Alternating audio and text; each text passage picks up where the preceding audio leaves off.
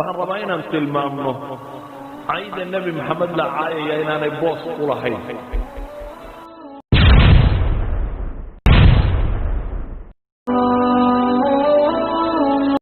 waxaan rabaa inaan tilmaamno cayda nebi maxamed la caayaya inaanay boos ku lahayn, bale xagjirnimada reer galbeedka qaybo ka mida waxaa ka mid ah maanta France inaad maxraqadii yuhuudda wax ka sheegtaa waa xadhig. kuwii wax ka sheegayna waa la xidha.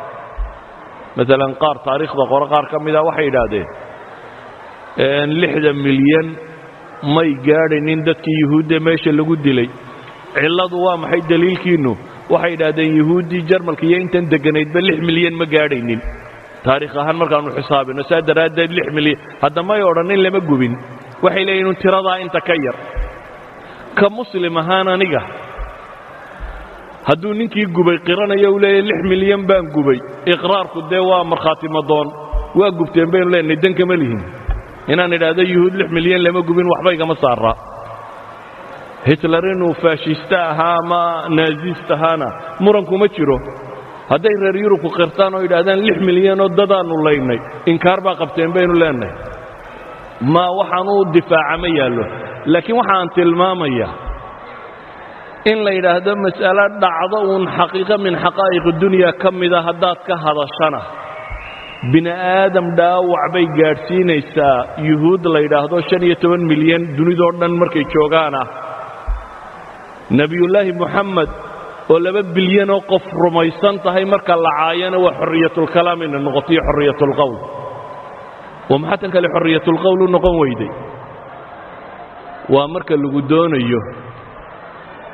soomaalidu maxay odhan jirtay? la jiifiyaano bannaan. wadaad baa ul taagay bay soomaalida odhan jireen. marka la rabana waxaa la odhan jiray la jiifiyaano bannaan. waa la jiifiyaano bannaan sida u taalla.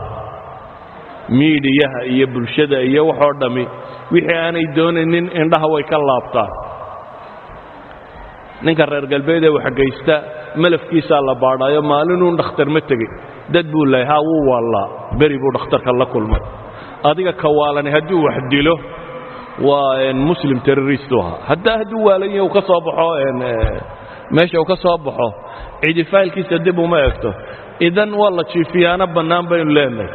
laakiin taasi waxay isbedeli kartaa markaad adigu hadasho, markaad adigu muctaqadkaaga iyo diintaada difaacato, markaad adigu soo bandhigto nebi maxamed wuxuu ahaa calayhi salaatu wasalaam.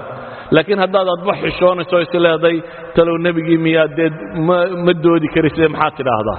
haddaanad adba nebigaagii garanaynin dee ma difaaci karayse. waa marka labaad, haddaanu adiga qalbigaaga ku weynayn dee dadka kale wuu weynaa kama dhaadhicin karayse. hadduu adiga qalbigaaga ku weyn yahay gaalkan yare dhafoorada xiirtay oo aad dhafoorada ka daba xiiranayso, oo gaalka surwaalka dabada dilaaciya waa qalbigaaga ku weyn yahay adna surwaalka dabada dilaacinayso. laakiin haddaad cumaamad ama koofiyad xidhato nebi armaad u ekaataa baad silada yaan dadku ku garanin. sacinka maaha yaan dadku ku garanin ee koofiyadya. idan hadduu agtaada ku weynaan waayo adigu waxaad rumaysnayd, adigu diinkaagii iyo waxaad rumaysnayd hadduu agtaada ku weynaan waayo dadka kale agtooda nebi maxamed ha ku weynaado suurtagal maaha. markaynu innagu nebi maxamed weynayno calayhi salaatu wasalaam ayaa dadka kalena weynaynaya. innagay xilkeenna tahay markaasi. dadka in badan baan ogaynba wuxuu ahaa. intaanaan ka warramaynaa waa in taariikh baadhay oo wax baratay oo wax eegtay. laakiin dadka inta badan dee miidiyahaasaa u warrama. maalinna sawir yaroo qaldan soo saaraya, maalinna hadal qaldan soo saaraya, kaasaa u warramaya. markaa dadku saasay u rumaysan yihin. idan waa xil idinka idin saaran inaynu bashariyada u sheegno nebi maxamed inaanu weynaynoo qurhe inuu yahay rasuulkii loo soo diree badbaadin lahaa aakhiriya adduunba inuu muxamed yahay calayhi salaatu wasalaam. sala allahuma cala nabiyi muxamedin wcala alihi wasaxbihi wasalam walxamdu lilaahi rabbi alcaalamiin.